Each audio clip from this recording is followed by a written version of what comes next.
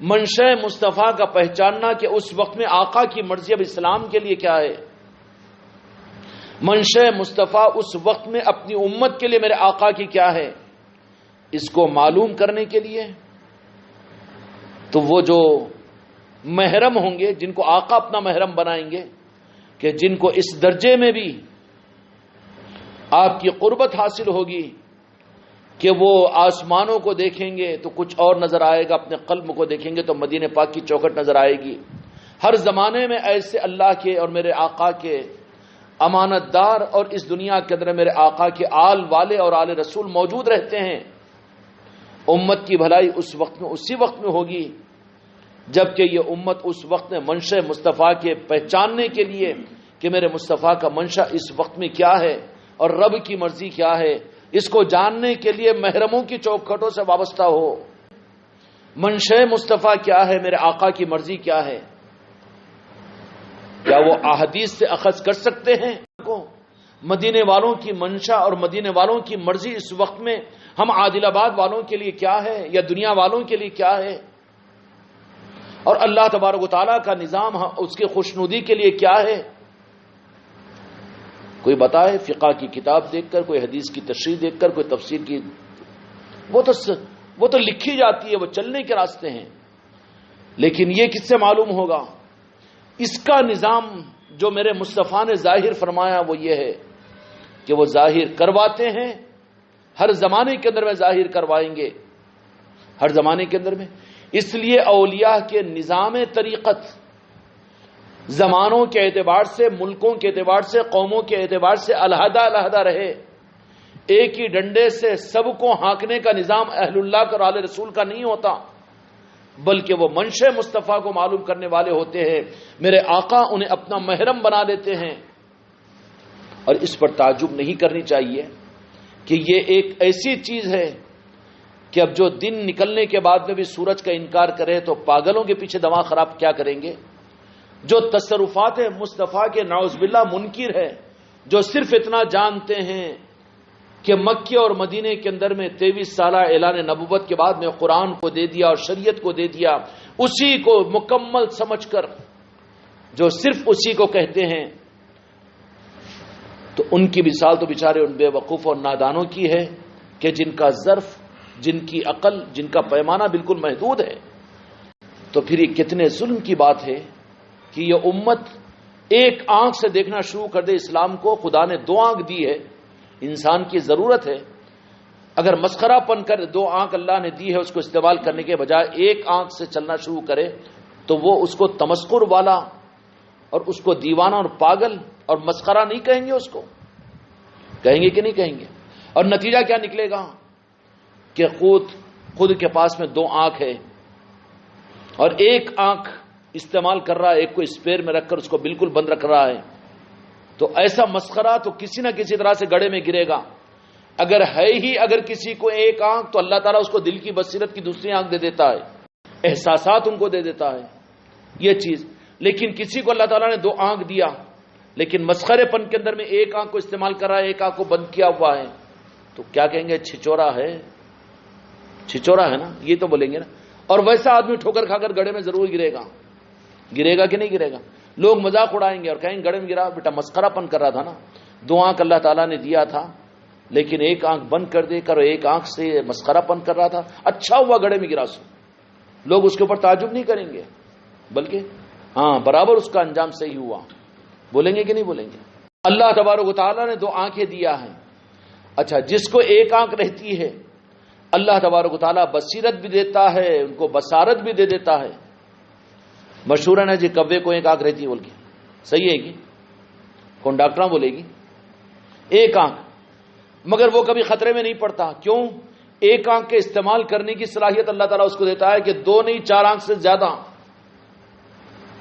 اگر ذرہ سا پتا بھی کھڑ کر آتا وہ آنکھ یوں دیکھ لیتا، انہیں دیکھتا کہ نہیں؟ اللہ تعالیٰ وہ بصیرت اس کو دیتا ہے، عقل اس کو وہ دے دیتا ہے۔ سابقہ کے اندر میں اللہ تبارک و تعالیٰ نے ان امتوں کو تو ایک آنکھ صرف انبیاء کی رہبری کی عطا فرمایا تھا، لیکن رب العالمین نے میرے آقا کے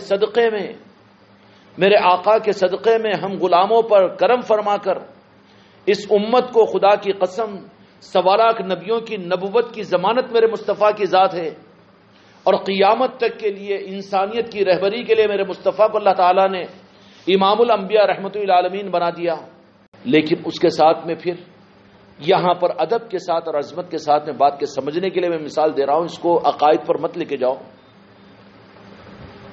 امت کو سنبھلنے کے لیے میرے آقا نے بھی، حالانکہ کافی ہے خدا کی قسم، سابقہ کے نبیوں کی نبوت کی دلیل بھی میرے مصطفیٰ کے نالے پاک ہے، اور قیامت تک کے لیے بھی، لیکن میرے آقا نے یہ بتا دیا کہ میں تو پردہ ہو جاؤں گا، ہر ایک کے بس کی بات نہیں ہے کہ مجھ سے کوئی اپنی ذات پر بے پردہ ہو یا میں کسی کو اپنا محرم بنا لوں، لیکن میں نے یہ تخصیص اور یہ خصوصیت میں نے اپنی آل کو قیامت تک عطا کروں گا، اپنی آل کے اولیاء کو، کہ وہ کون ہوں گے کہ جن کو میں اپنا محرم بناؤں گا اور ان کو میں اتنے تصرفات عطا کروں گا۔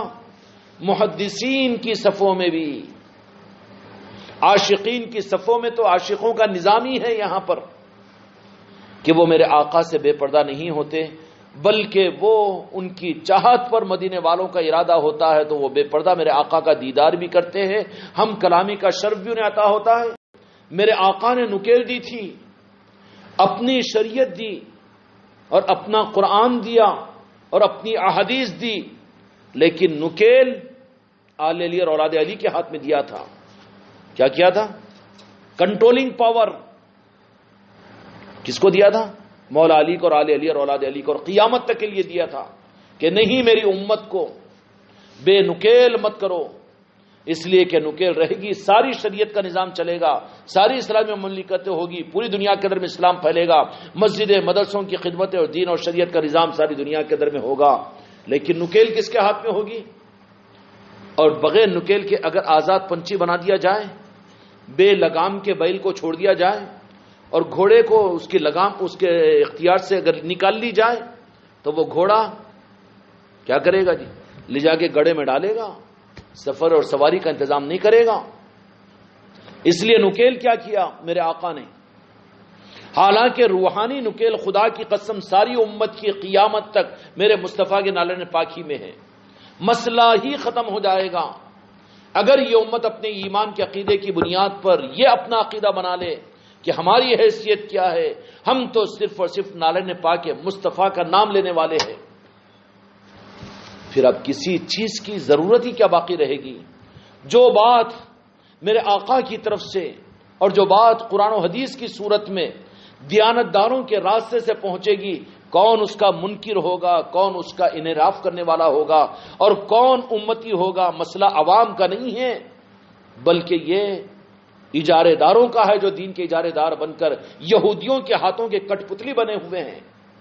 نبوت کے قائم مقام میرے آقا نے دو آنکھ جو اس امت کو عطا فرمائی تھی، ایک آنکھ وہ آنکھ ہے جو سیدھا راست میرے آقا کے نالے پاک سے اس امت کی جڑی ہوئی ہے، ہر کلمہ پڑھنے والے کی نسبتوں کے اعتبار سے اگر وہ اس آنکھ کو استعمال کرے گا اور اس آنکھ کے اندر میں اگر پردہ آ جائے اور اس کے اندر میں دھندلاپن آ جائے تو پھر وہاں ضرورت پڑے گی کہ یہ بے قرار ہو کر یا رسول اللہ کہہ کر آقا کے قدموں پاک کی طرف میں متوجہ ہو جائے۔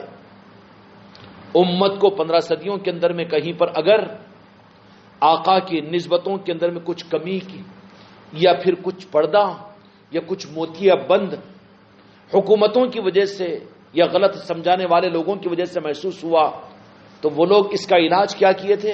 اس کا علاج یہ کہ اپنی اس آنکھ کا موتیا بند ختم کرنے کے لیے یا اس کا علاج اور آپریشن کروانے کے لیے سوائے میرے آقا کے ساتھ میں اپنی اٹوٹ وابستگی یا رسول اللہ اٹھتے اور بیٹھتے درود پاک ہے اور میرے آقا کی محبت میں آنسوؤں کا بہانا ہے اور اس طرح کے میرے آقا کی میلاد کی محفلوں کا سجانا ہے۔ یہ وہ راستہ ہے جو آقا کے ساتھ کی جو آقا نے اپنی امت کو، ہر امتی کو جو آنکھ عطا فرمائی، ایک آنکھ تو یہ عطا فرما دی نا، اور ممکن ہے اس میں کہ یہ ایک آنکھ بند نہیں ہو سکتی امت کی۔ یہ تاریخ میں یہ بات تو مل جائے گی کہ جو آقا کا نام لینے والے کو میرے آقا جو ایک آنکھ دیتے ہیں جس سے نورانیت نظر آتی ہے، اس آنکھوں پر پردہ بھی ڈالا جاتا ہے، موتیا بند بھی آتا ہے، اور اس کا آپریشن جو ہوگا وہ صرف خدا کی قسم عشق مصطفیٰ سے ہوگا۔ آقا کے پاس میں تمہارے عمل، تمہاری بڑی بڑی قربانیاں، تمہارے بڑے بڑے مجاہدے، میرے آقا تو بے نیاز ہے ہر چیز سے۔ حضرت عثمان غنی رضی اللہ تعالیٰ اپنا کروڑوں کا مال لا کر ڈال دے آقا کے قدموں کے اوپر، کوئی آقا کو مطلب نہیں ہے اس سے، بے نیاز ہے میرے آقا۔ پھر وہ جو آقا کی نسبتوں کے اوپر جس آنکھ کی نسبت میرے مصطفیٰ ہر کلمہ پڑھنے والے قیامت تک کے آنے والی اپنی ہر امتی کو عطا کریں گے، یہ کم بڑی نعمت ہے۔ ایک کلمہ پڑھنے والا ایک لمحے میں عرض کر رہا ہوں نا، نمازی نہیں، کچھ نہیں، کیا نہیں، صرف ایک مرتبہ اس نے کلمہ پڑھا ہوگا، اور کلمے سے بے ادب اور گستاخ مصطفیٰ اگر نہیں بنا ہوگا تو خدا کی قسم میرے آقا کا وہ امتی ہے، اور میرے آقا نے اس کو اپنی نسبت والی آنکھ اس کو عطا فرمائی ہے۔ لیکن حکومتیں، مسلک اور جماعت اپنی انانیت اور تکبر یہ پردہ ڈال سکتے ہیں اس آنکھ کے اوپر اور موتیا بند آ سکتا ہے۔ میرے آقا کی نسبت کی عطا کی ہوئی جو حق کی آنکھ ہے، نالے پاک مصطفیٰ سے جو ہر امتی کو نصیب ہوئی ہے، وہ آنکھ کا کوئی مرض اگر پیدا ہو تو اس کا علاج علم میں نہیں ہے، اس کا علاج عمل میں نہیں ہے، اس کا علاج مدرسوں میں نہیں ہے، اس کا علاج قربانیوں میں نہیں ہے، اس کا علاج جہاد میں نہیں ہے۔ تو گردن کٹائے گا، شہید اور جہاد کرے گا، لیکن وہ علاج نہیں ہوگا تیرا۔ اس کا علاج ہے، اس کا علاج ہے تو صرف اور صرف عشق مصطفیٰ کی ڈسپنسری میں، عشق مصطفیٰ کی آئی ہاسپٹل کے اندر میں ہوگا کہ وہاں پر میرے آقا کی محبت ہی محبت ہو، نعتیں ہی نعتیں ہو، درود ہی درود ہو، فریفتگی فریفتگی ہو، اور دل کے قلب کے رخ کے ساتھ میں نالے پاک مصطفیٰ اور گنبد خضرا کی طرف میں متوجہ ہو۔ اب اس کا علاج آپ بولے کہ رات بھر نفلیں پڑھ کے، بالکل نہیں ہو سکتا۔ عشق مصطفیٰ کی آنکھ جو میرے مصطفیٰ کے نالے پاک سے ہر امتی کو، اور ہر امتی کو نصیب ہوتی ہے، اس پہ اجارے داری نہیں ہے کہ جو صافے بنے، انگوٹیاں پہن لے، پیر بن کر بیٹھ جائے، اسی کو نہیں۔ میرے آقا کو اپنے ہر امتی کے ساتھ میں ایک نسبت اور قلبی تعلق ہے، اور روحانیت کی آنکھ میرے مصطفیٰ اس کو عطا فرماتے ہیں، اور اس کی نسبت نالے پاک مصطفیٰ سے ہوتی ہے۔ تاریخ میں یہ بات ملتی ہے کہ اس آنکھ پر بھی ظالموں نے، بدعقیدوں نے ہر زمانے کے اندر میں بیجا کوشش کی ہے کہ نالے پاک مصطفیٰ کی اس آنکھ کی نسبت جو ہر کلمہ پڑھنے والے کو، عام مسلمان کو بھی نصیب ہوتی ہے، مانیں گے کہ نہیں مانیں گے جی؟ اس لیے شرابی، کبابی، میں تعریف نہیں کر رہا ہوں، خوش نہیں ہو جانا، گناہگار، قاتل اور زانی یہ سب کچھ برداشت کرے گا، لیکن آقا کی گستاخی کو جان دینے والوں میں سب سے پہلے یہ مجرم اور یہ گناہگار رہے گا کہ نہیں رہے گا؟ تو میرے آقا کی ہر کلمہ پڑھنے والے چاہے ایک مرتبہ کلمہ پڑھے۔ اس لیے حیات ظاہرہ کے اندر میرے آقا کا معاملہ یہ تھا کہ جس کے اوپر ایک نگاہ میرے آقا کی پڑ گئی، حضرت عمر رضی اللہ تعالیٰ بھی ہے، غلط ارادے سے پہنچے تھے لیکن جان دینے کے لیے تیار ہو گئے، پہنچے تھے کہ نہیں؟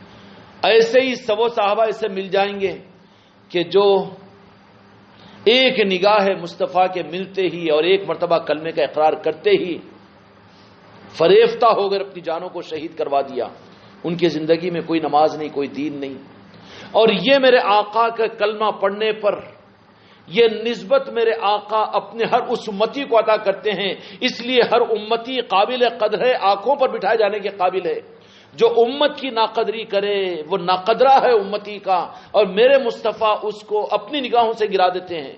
قرآن مجید میں اللہ تبارک و تعالیٰ نے فرما دیا، وَمَنْ أَحْسَنُ قَوْلًا مِّمَّنْ دَعَا إِلَى اللَّهِ وَعَمِلَ صَالِحًا وَقَالَ إِنَّنِي مِنَ الْمُسْلِمِينَ، کہ سب کچھ کرنے کے بعد کہو کہ ہم بھی عام مسلمانوں میں سے ایک مسلمان ہیں، عام مسلمانوں میں سے۔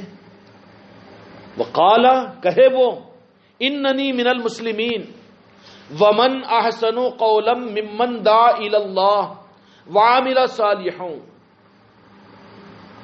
اس سے بہتر کس کی بات ہو سکتی ہے جو اللہ کی پہچان اور اللہ کی پہچان حقیقت میں میرے مصطفیٰ کی پہچان ہے۔ وَمَنْ أَحْسَنُ قَوْلًا مِّمَّنْ دَعَا إِلَى اللَّهِ، وہ اس کی طرف میں لوگوں کے رخ کو کرے، اس کی طرف میں. کس طرف میں؟ حق کی طرف میں. اب اللہ کی طرف میں، اللہ کی طرف میں اللہ نے حکم دیا کہ اللہ کی طرف میں، اللہ کی طرف میں بلاؤ. تو اللہ کی طرف میں بلاؤ کا مطلب کیا ہے؟ کہ بھیجو عرش کے اوپر ہر ایک کو، جا اللہ وہاں پر ہے بول کے بھیجو مدینے کی طرف میں. یہ ہے اللہ کی طرف میں بھیجنا. نالے پاک مصطفیٰ کی طرف میں بھیجو، یہ اللہ کی طرف میں بھیجنا. اس کے اندر وقال اننی من المسلمین. یہ سب کچھ کرنے کے بعد میں تم تانا نہیں دینا کہ ہم جاننے والے ہیں، ہم حق والے ہیں، حق کو صرف ہم جانتے ہیں، باقی سب گمراہ ہے اور باقی سب مشرک ہے، باقی سب بدعتی ہے. نہیں کہنا، زبان روک لو.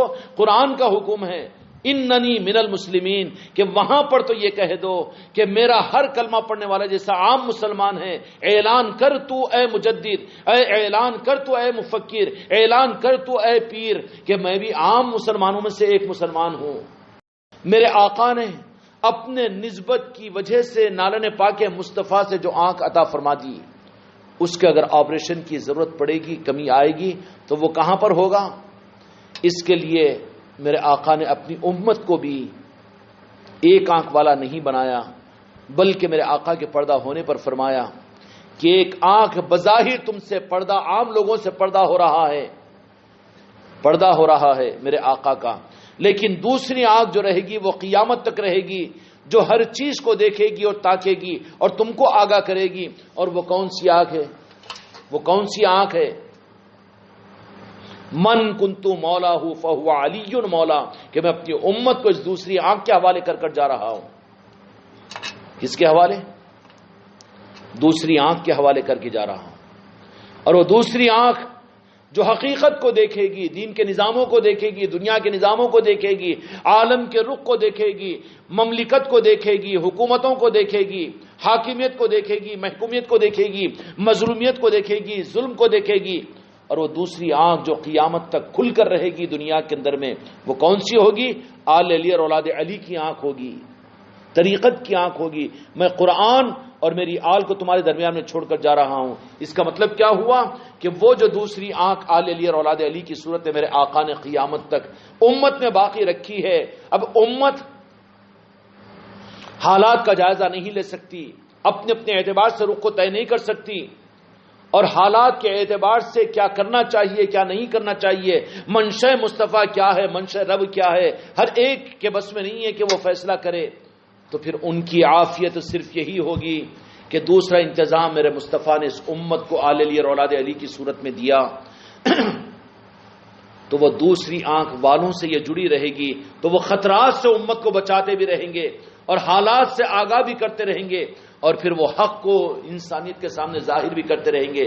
اس لیے وہ زمانے، جن زمانوں کے اندر میں آل علی اور اولاد علی امت کو ان کی سرپرستی اور ان کی نسبتیں اور ان کی وابستگی نصیب ہوئی، وہ زمانہ انسانوں کے لیے اور اسلام کے لیے بڑا خوشگوار اور بڑا باغ و بہار والا زمانہ ہوتا ہے.